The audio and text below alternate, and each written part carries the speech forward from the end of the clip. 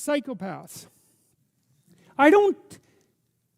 I say this, I hope non-naively, also having dealt with psychopaths in my clinical practice, and I would say now and then in my life.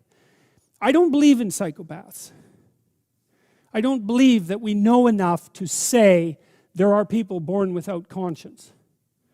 I don't think the psychometric measurement of psychopathy is everything that it should be.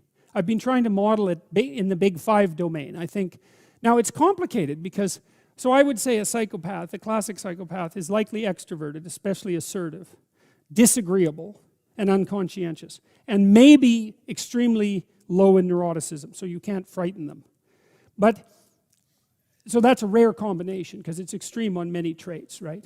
But that, I don't believe that that means that someone with that personality configuration is doomed from birth to a pathological existence, because there's things about psychopathy that the classifiers, those who claim, like Cleckley, that the psychopath is born in some sense, can't explain. It's like, well, what about the cruelty?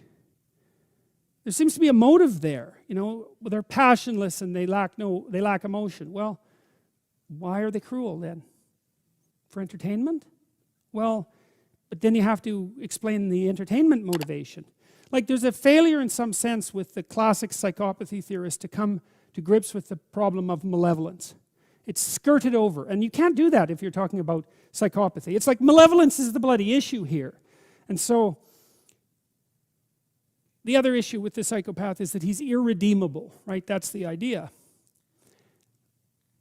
I don't think we know enough to make such claims. Now, and that doesn't, I know the psychopathy literature quite well, and I have great respect for the primary researchers in the field. I want to make that perfectly clear.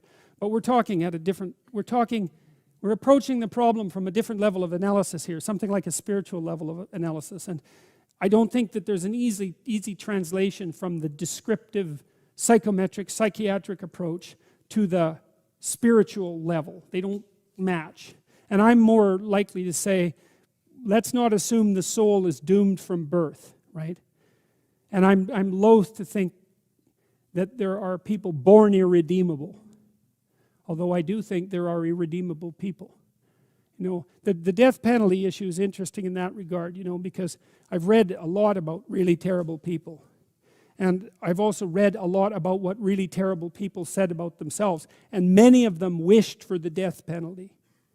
And so it's absolutely clear that there are things that you can do that deserve the death penalty. But that doesn't mean that the state should have the right to impose it. That's a different question. So, yeah.